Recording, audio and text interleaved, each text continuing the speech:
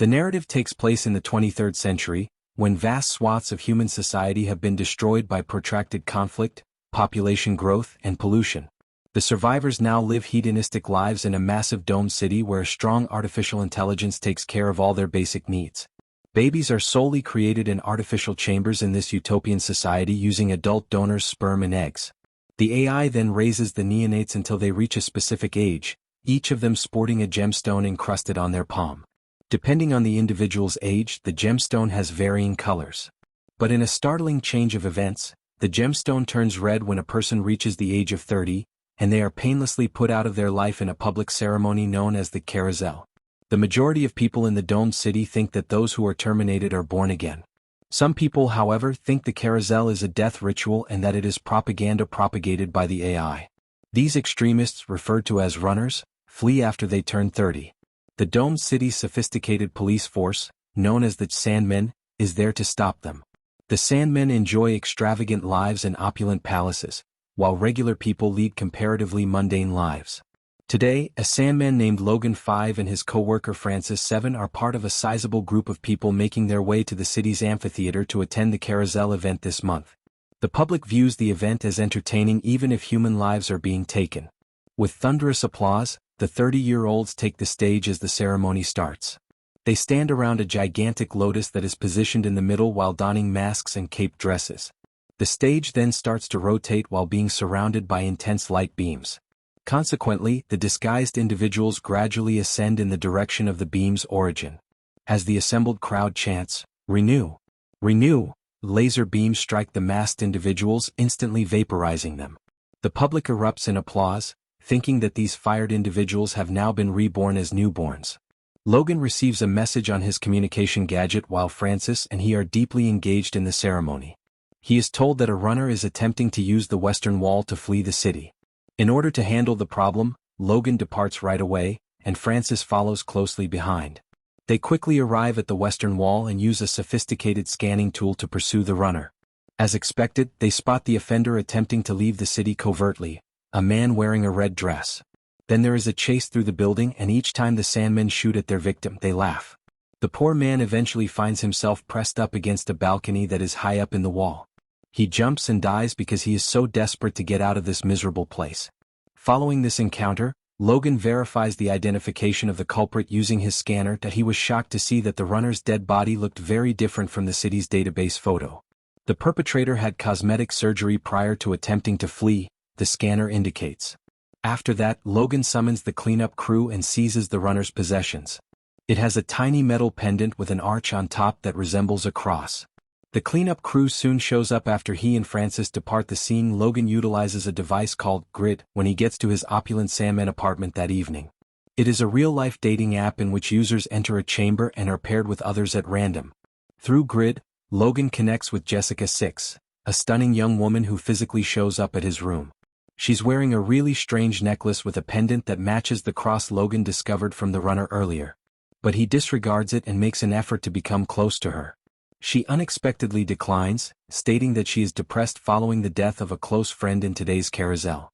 Logan is perplexed by this and even more troubled when Jessica claims that termination is just a cruel act of murder. Logan is adamant about having an intimate relationship with her, even though he finds her views strange. She declines him once more though, saying that she merely wished to observe Sandman's way of life. She also asks why fleeing from the city is wrong. At last, Logan lashes out, thinking she might be a runner. Jessica notes that she is still young and has a lot of work left before she can be fired though. Francis interrupts their talk when he shows up with two stunning girls. Logan joins his colleague and the two girls while Jessica uses this chance to leave the estate. The next day, Logan and Francis talk about the increasing number of runners undergoing facial surgery as they enter the Sandman headquarters. Logan questions whether the medical staff at Clinic 443 is assisting rebels in obtaining these treatments. He turns in all the items that were seized within the headquarters, including the strange cross from before. The computer takes longer than normal to scan these goods, which irritates him. The AI abruptly assumes control of the scanning procedure and directs Logan to sit in front of a big screen so that he can be questioned. The AI asks Logan, who complies in confusion, if he can recognize the cross symbol. "I don't know what it is," he responds. Logan responds that he doesn't know what the word sanctuary means when the AI asks him if he does. The cross symbol is then identified as an ankh, and the term sanctuary alludes to a covert criminal hiding place. These two factors, according to the AI, are closely connected to the 1,056 runners that escaped the domed metropolis. Logan is totally perplexed by this and notes that even if the runners manage to get out of the city, they would have to die and be reborn after they are 30. Logan starts to wonder if renewal was ever real after the AI fails to respond. Logan is abruptly given permission by the AI to breach the city's defenses and head out to apprehend all of these runners. Our hero is perplexed by this since everyone has been told since they were young that there is nothing outside the dome. He asks about it, but the AI doesn't say anything. Rather, it gives Logan instructions to pose as a runner in order to locate and demolish the sanctuary, a covert criminal refuge. The AI takes away years of his life when he notes that the color of his gemstone will reveal his intents. Logan's gemstone is now glowing red, signifying that he is very close to his 30th birthday. After finishing the mission, the Sandman becomes anxious and wonders if he will be able to regain the years. However, the AI dismisses his query and tells him to seize the ankh and head out right now. This interaction disturbs Logan, so that evening he calls Jessica to his apartment. Since their initial encounter, he believes she has been aware of the ankh and sanctuary. He then shows her the condition of his jewel and tells her that he would rather flee than be fired. Jessica acts as though she doesn't know anything since she's tired. However, Logan displays the ankh, which corresponds to the necklace pendant. In order to persuade her to trust his account, he again employs the word sanctuary. Jessica, however, charges him with obtaining the ankh following the murder of a runner. Unaware that Logan is surreptitiously following her, she departs his mansion, believing his intentions are bad. She then meets up with her friends at the mall. Logan, who hovers close by, is unaware that her pals are a member of a covert runners organization. Logan knows too many of their secrets, so they advise her to kill him. Jessica visits Logan's mansion a few days later and invites him to join her at the arcade. She deceives him into believing she wants to assist when, in fact, she is only guiding him into danger. Logan receives a notice about another runner, though, before anything can happen. The culprit is this time on the outskirts of the cathedral, a domed metropolis. He grudgingly consents to Jessica's insistence on accompanying the Sandman on this assignment. While traveling, she inquires as to whether Cubs, a group of youthful runners, are as crazy as the rumors indicate. She poses this question because the cathedral is notorious for housing multiple Cub gangs. Logan claims that the rumors are accurate and that they will arrive at their destination soon. The two are shocked to see a young girl approaching them as they survey the awful state of the place. In a somewhat cryptic manner, the child assures Jessica that she should not fear and then flees with her bracelet. Logan cautions Jessica that this could be a trap as she tries to pursue her. The runner he was informed about is then located by him using his scanner. However, a group of Cubs leaps out of the darkness and encircles them before he can act. Logan gently expresses his sympathy for the Sandman despite their leader's threats. He notes that the leader will soon be 15 years old, making him too old to continue being a member of the Cubs gang. He will be expelled by the younger gang members as a result. The commander pauses as a result, and Logan takes advantage of the chance to shoot some warning bullets.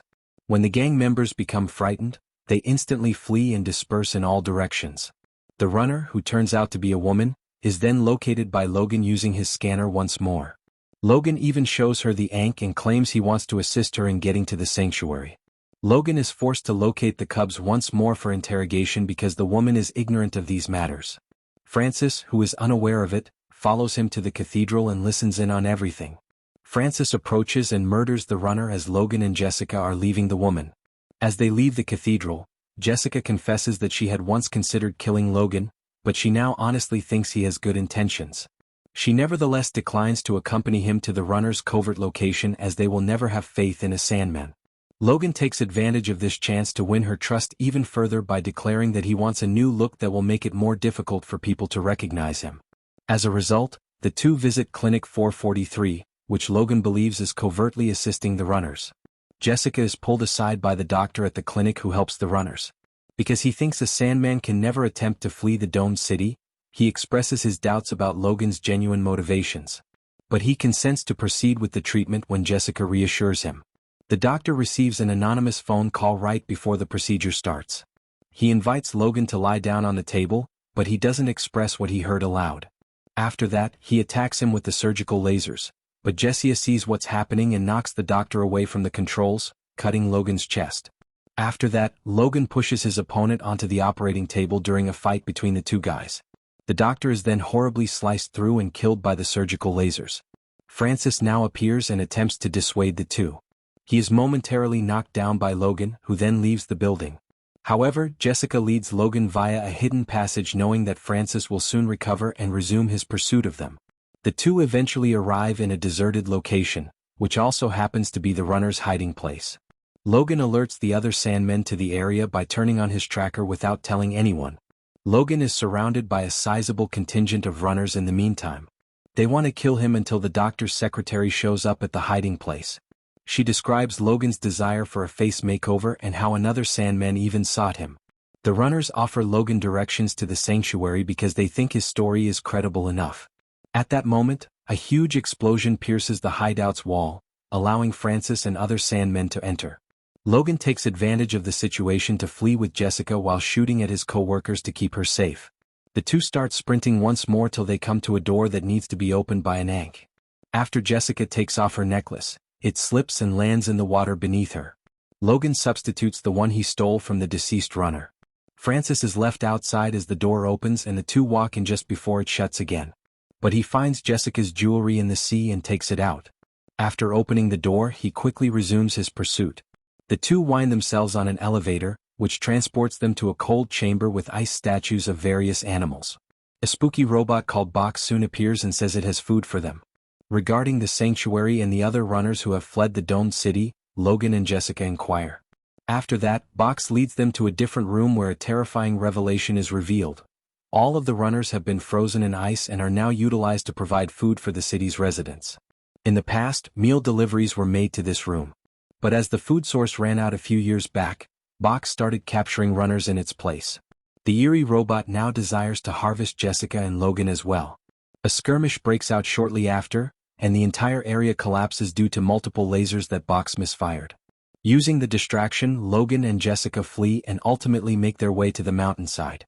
When they step outside, they see that the AI no longer controls their gemstones and that they are now clear. As they go farther, they find that most of the remnants of human civilization have been overtaken by vegetation. They tour the surrounding region, which was formerly Washington, D.C.'s National Mall. They find an old man with multiple pet cats inside the wreckage of the U.S. Senate chamber.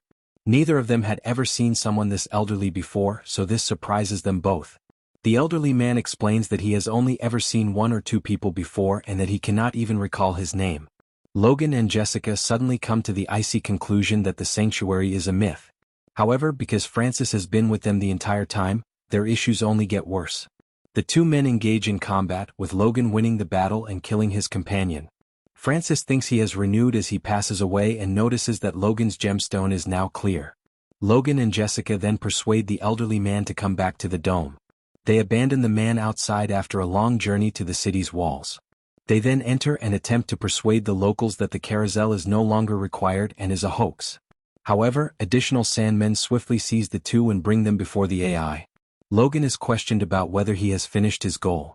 Logan, however, maintains that there is no sanctuary, a claim that the AI's programming rejects. Logan's memories are scanned but nothing comes up. The program soon becomes overloaded as a result, and numerous city systems malfunction, allowing the dome's wall to collapse outside. As the residents of the destroyed city depart, interested about their new surroundings, Logan and Jessica reassemble with the elderly guy.